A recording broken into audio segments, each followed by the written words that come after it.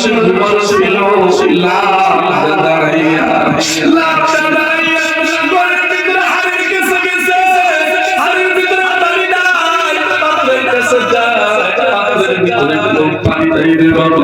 সারাটা ঘরে ওজনের বাইরে তন্ন তন্ন করে খুঁজে একটা ফোঁটা পানি কোথাও খুঁজে পাই না রে বাবা। ওজনের বাইরে সারা ঘর খোঁজার পরে যখন পানি না পাই না, এইবার দাঁড়াইয়া চিৎকার শুরু করে দিল।